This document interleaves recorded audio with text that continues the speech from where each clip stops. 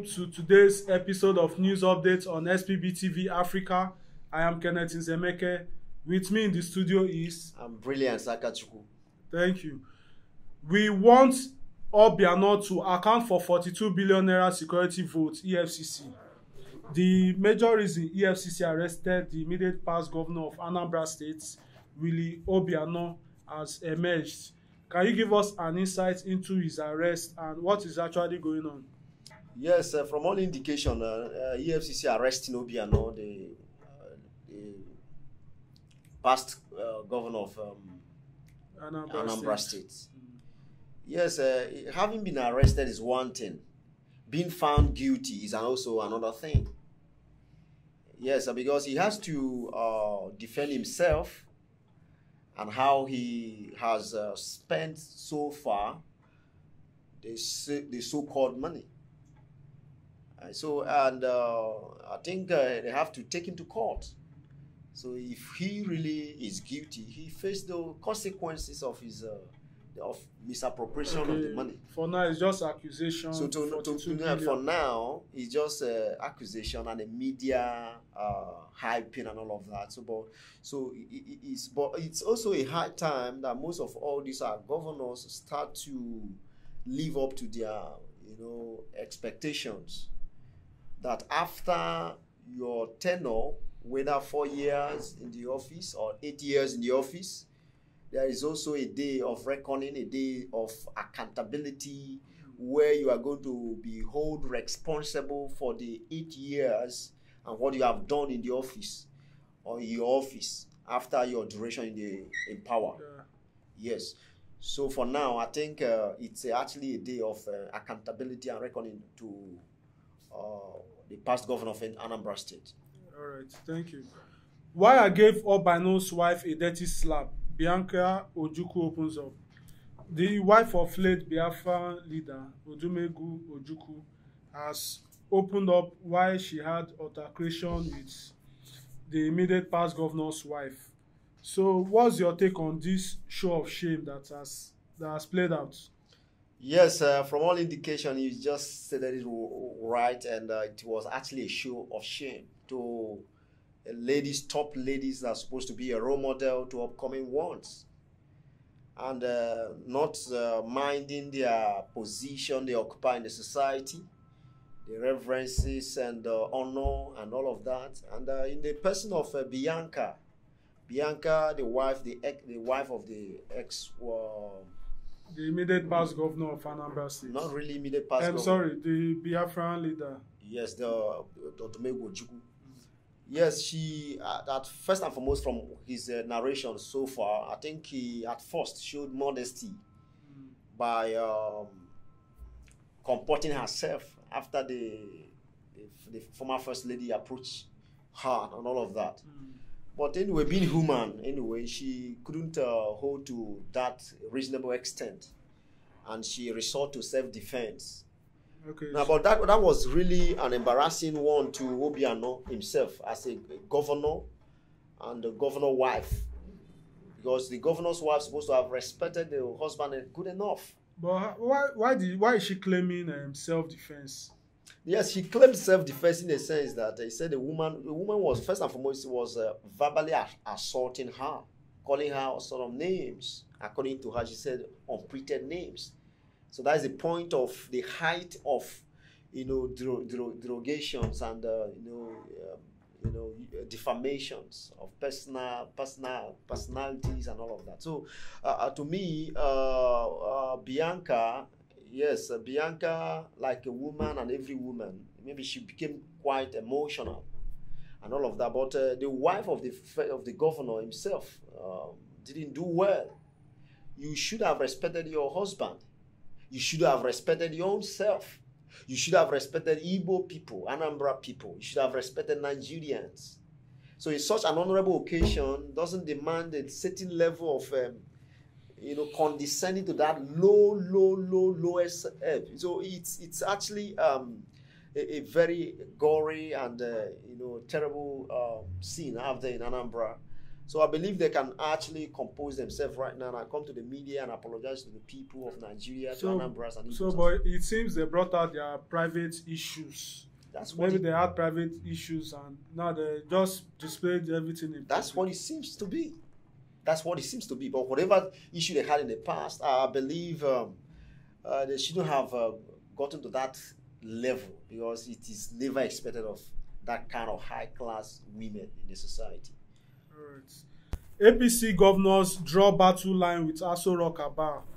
Mr. Brilliant, what's really going on with the APC? It seems their house is not in order. Yes, there is a popular adage in my place. They say that when you endure hunger for a very long period, it will surface on your body. So what is happening to APC? A lot of people anticipated that. So to me, there have been a lot of covering up and all of that, and that's my perception anyway. But there have been a lot of covering up and managing. So it has gotten to a prime where the covering up can no longer hold again. So they have to expose the whatever thing that have been running a secret. I think it's actually a problem of a division, a faction, two factional group. Yes, there are so many ground-truth elements within the APC. Based on their own whatever interest they are pursuing. But if it is in the interest of national interest, if it is a patriotic interest, interest of harmonizations, interest of political and economical development of Nigeria for purpose of positive governance, I believe they should have whatever interest or personal interest they had or they are having, or whatever elements are thinking, or whatever thing it is that represent their mischievous tendencies. So the interest of national interest should prevail above personal. So it's actually an issue of two factions. I think the other time we had the issue, a case where some are being called Yahoo governors. That was very laughable. It's a whole laughing stock. So I believe the number one citizen, President Muhammadu Buhari, who is a leader of the party, be able to manage the situation on board now. And whatever thing it is, they should APC as a party should be able to know that Nigeria is looking at them and whatever thing that happens to them, because being the major stakeholders in the share of power as a ruling party in the country today, they should be able to know that whatever thing that is reflecting there will actually show off in Nigeria. So I want to plead to those individuals that they should uphold, Nigerian politicians should uphold national interest ahead of personal interest. So let peace reign. Let there be a reconciliation amongst themselves. Let there be harmonization and unifications. So they should be able to put their house in order, and I think with the president coming back into the country, I think he will work on that. But the president anyway is one man anyway. He's a one man. So you really cannot say, because looking at things now, the president has his period in the. No, you know why I said that is that it seems like the last few days when he hasn't been around, things have escalated a little bit. And there's a saying that when the cat is out of the house, the mouse will be free. Yes, that is it. That is what it seems. But don't forget that some group in the party said that the president has endorsed a particular candidate as a caretaker, extraordinary planning committee, whatever. Yeah. So you need to understand that the faction now is resolved within the president group and the other group.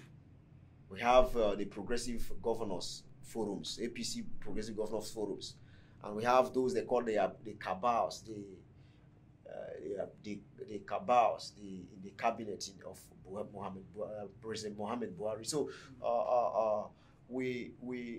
they have to be a kind of reconciliation. They should agree in one. They should know that national interests exceed a personal interest. That is my insinuation. That is my submission. So national interests whether you are in PDP, whether you are in APC, let's look at this country as this country. Purpose of the political party is for Nigeria. And the Nigeria needs to move forward. And Nigeria needs to move forward. So let's eschew the part of peace. I mean, let's go for peace. Let's go for progressions. Let's go for interest of nationhood. Right. Nigeria as a country. So that's my submissions. Okay. And still on politics, Delta 2023, endorsement rumors everywhere. Yes, my take on that is that I think Okowa, without being sounding so partisan, so Okowa has done considerably well in terms of his policies in the states. And one thing that has always been a major playing factor in Nigerian politics and whatever governance in the country has always been issue of successor or succession, where a particular administration will come on board and try to operate from a different parameter of what was before he came into power. So anyway, that has always been the case. So there has always been a case of an abandonment, a total abandonment of a particular policy. So where there is no continuity. No continuity. So this has been always the case. So, and two, the need to take off from where a certain administration stopped. Like look at the case of Anambra, for instance. And if there is nothing that Obiano had done to the people of Anambra, I think leaving the governance now to the hand of Professor Charles Soludo is a very commendable one. Yes, Soludo may not have done anything now, but his takeoff. He may continue with the master plan. Yes, and his takeoff, his gesture has really brought him to this place of great expectations. Now that Anambra is looking up to. So now Okowa now, I believe, is a man who I believe should also ponder to the point of deciding who takes off from him. Okay, I think another issue why there are rumors everywhere is that people are waiting for Okowa to actually endorse somebody. You know, these rumors due to speculations and here and there.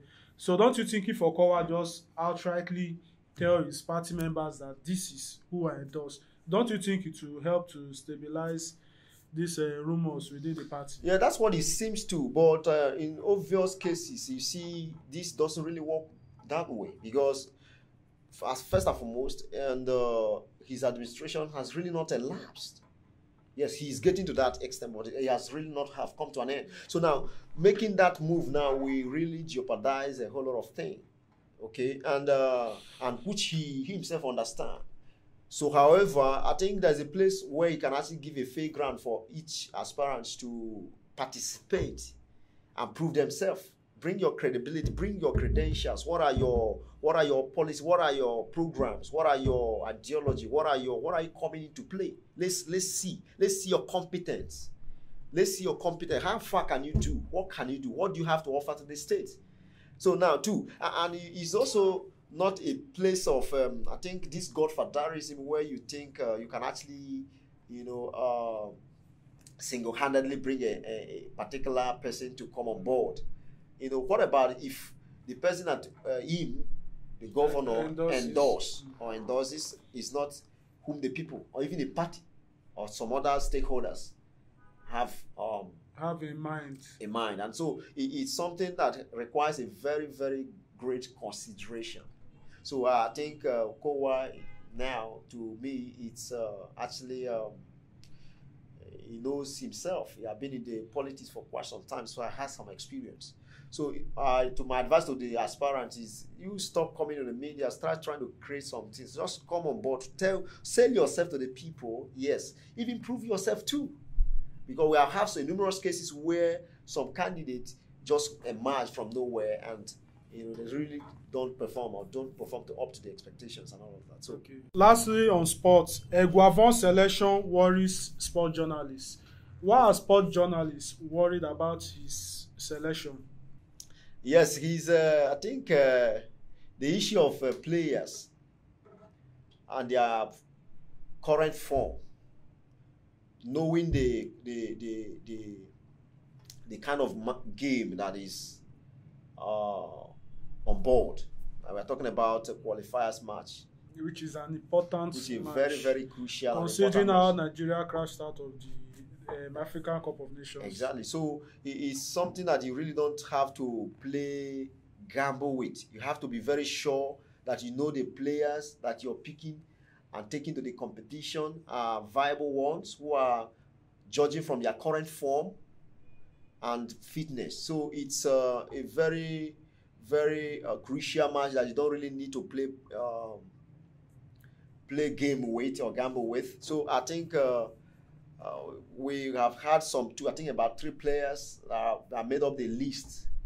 And what people are saying is these guys, do they actually deserve to be? Actually, is it by merit? Is it by their form?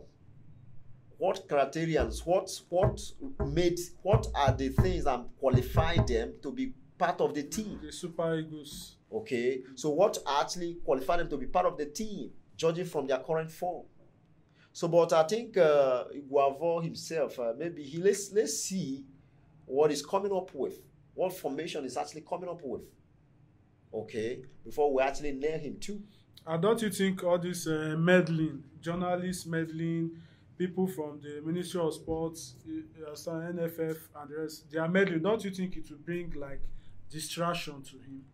Yes, anyway, it will and it will not. It will in the sense that the coach might really get nervous and confused about selections and what systems his formation is operating with. That's a distraction itself.